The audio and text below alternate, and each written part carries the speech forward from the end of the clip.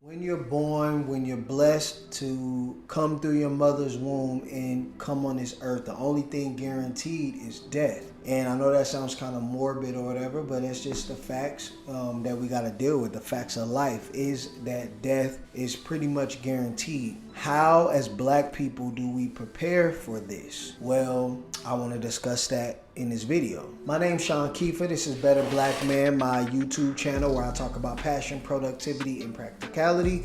And in this particular video, I'm going to be talking about death, how to prepare for it, some ways that you can prepare for the inevitable. If you're interested in that, let's go ahead and get right into it.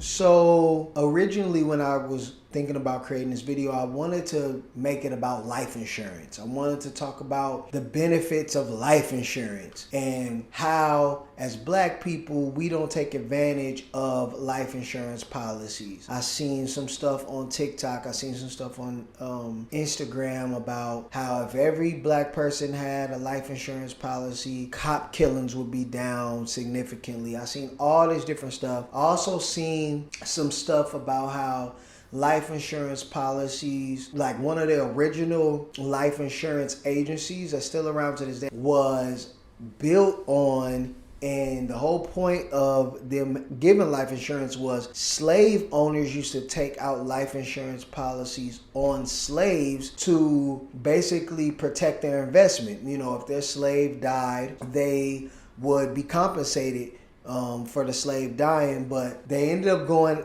out of business, not out of business, but they end up stop doing that because what would end up happening is slave owners, the slave got too old or whatever, wasn't profitable anymore, they would kill the slave and collect the money, and obviously that wasn't profitable for the insurance company.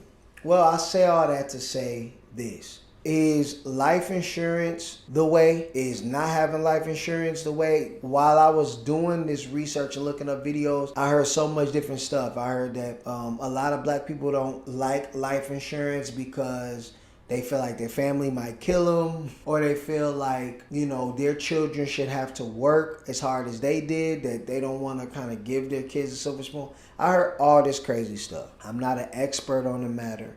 I'm just offering my personal opinion. Back in 2017, I lost my, at the time, 1-year-old child.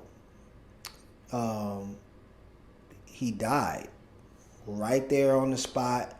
Literally just like went to sleep, never woke up. It wasn't SIDS. It wasn't anything like that. He just died. Natural causes. He just died. The breath of life left his body. And if that wasn't traumatic enough, I did not have life insurance on my little boy.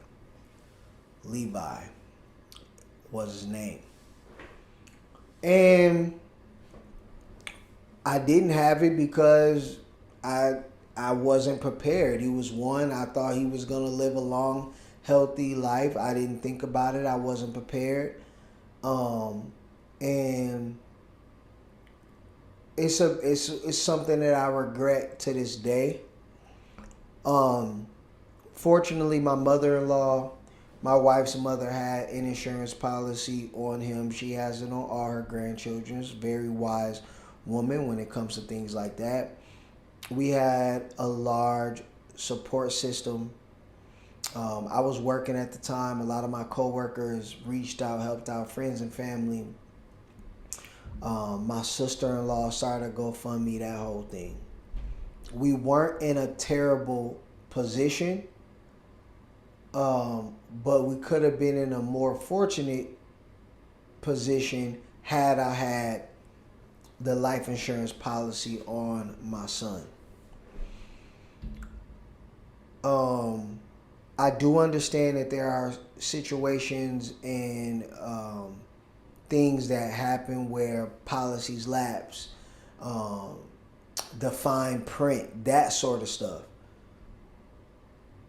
That being said, I think it's still wise to get some sort of life insurance.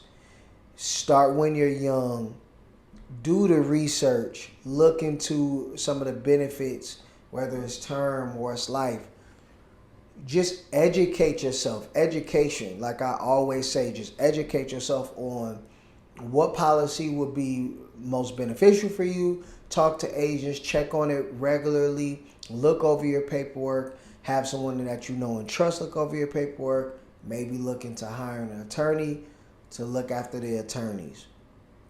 But to say that it's not beneficial in any way, shape, or form, I have to disagree on that. I think some sort of life insurance is important to have, and more people, specifically more black people, should look into policies for themselves, for their children, and the younger you start, the better. So that's where I'm at on that, and I'll go more into detail, but I also want to piggyback on that by saying, don't just stop there. Also, a will, a living will. When you pass, a will to put some stuff in order, discuss it with your spouse, discuss it with your family, discuss it with your children. Who do you want to have your camera? Who do you want to have some of your prized possessions? Who do they go to?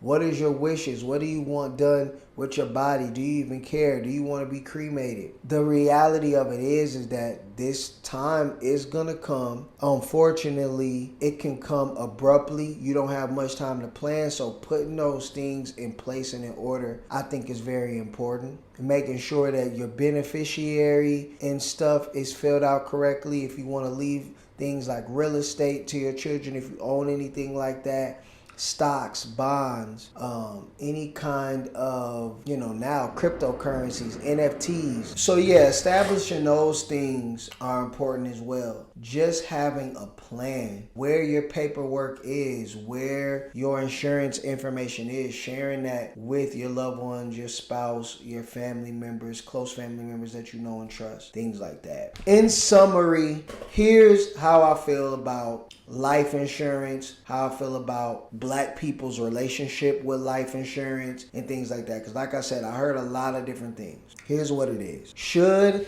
you have life insurance on yourself and your loved ones? Abso-freaking-lutely. I think that it is a wise and smart investment to get life insurance, to have life insurance. You and your loved ones are going to die. That sounds crazy when I say that, but it's true. I experienced it personally. I never thought for 1 second that my 1-year-old would pass. What you gotta think about as well is that depending on who dies, how you're grieving, money is going to help the situation. A big issue with me and my son passing is, my very young son passing, is I couldn't literally work. I worked for a living at the time. And even after funeral expenses and all that stuff was taken care of, I still had bills. I still had rent. I still had light bills. You think of a bill, I had it. And I could not think about work because I was grieving.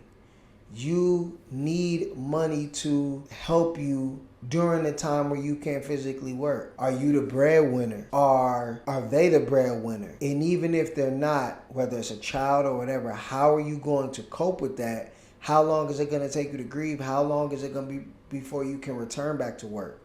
And how are you going to take care of those expenses during that time? Get your affairs in order. Fellas out there in the streets, fellas out there working for a living, fellas with kids, get your affairs in order, because you never know when that untimely event can happen, but you want to make sure that you and your family are prepared for it. I hope you enjoyed this video. I hope it was informative. I hope it wasn't too much of a bummer. I hope it motivates you to get on the phone with people that you care about, people that you love.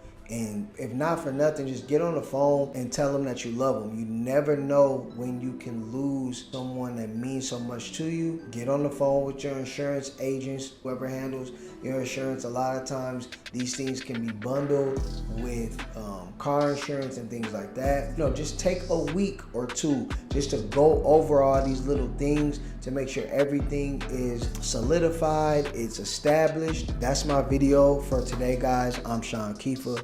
Peace.